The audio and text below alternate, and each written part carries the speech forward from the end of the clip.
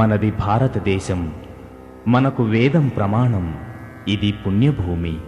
పవిత్ర నదీ నదాలతో, దేవాలయాల సంస్కృతి వైభవంతో, సనాతన ధర్మ జీవనంతో నడుస్తున్నది మన జాతి.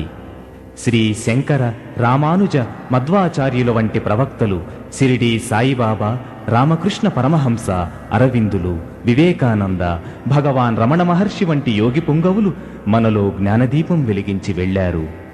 ఎందరో యోగులు, యోగినులు తపస్సంపన్నులై మనందరకు ధర్మజీవనం గురించి చెప్పారు. మనకు మతం లేదు, ధర్మమే మతం. మతం కంటే గొప్పది ధర్మం. అంతకంటే మానవత్వం ప్రధానం కావాలి. అటువంటి మహనీయుల కోవకు చెందినవారే మన చివటం అమ్మగారు. అమ్మ యోగిని, మౌని, పరమ కారుణ్య స్వరూపిణి. 6 దశాబ్దాల పాటు ధ్యానంలో, యోగంలో అతీతమైన అలౌకికమైన స్థితిలో జీవించింది. అమ్మ సామాన్య గృహిణి, ఒక బిడ్డకు తల్లి కూడా.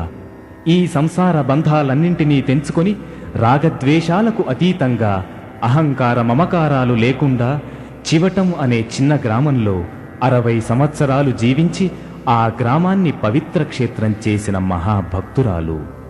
అమ్మ విద్యావంతురాలు కాదు, సత్యం పలికింది, ధర్మం చెప్పింది. తల్లిలా ఆదరించి అన్నం పెట్టింది, మంచికి మార్గం వేసింది. అమ్మ నిరాడంబరంగా జీవించింది.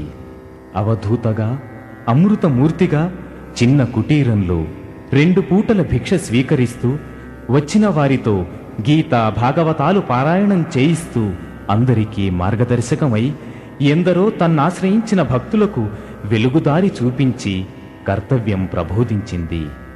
ఎక్కడకు కదలకుండా షిరిడీ సాయి, భగవాన్ రమణ మహర్షి వలె నిర్మల ప్రశాంత వదనంతో దర్శనం ఇచ్చి ప్రపంచాన్నే తన వద్దకు రప్పించుకున్న మహాసాధ్వి శ్రీ చివటం అమ్మగారు.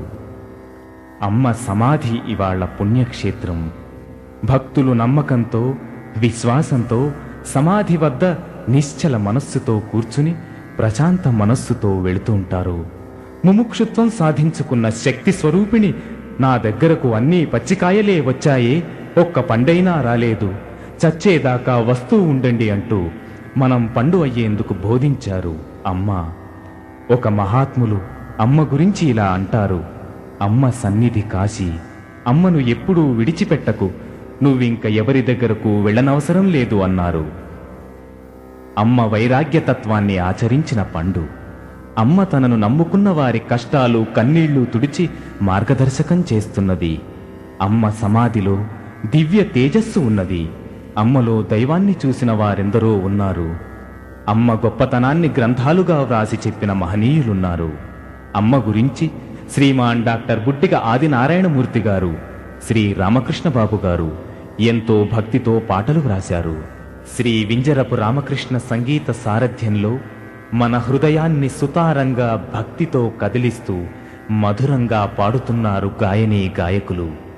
కనులు మూసుకుని శ్రద్ధగా పాటలు వినండి. మీ హృదయం పవిత్రవంతమవుతుంది. శాంతి, సౌభాగ్యాలు లభిస్తాయి. రండి, అమ్మ పాటలు విందాం.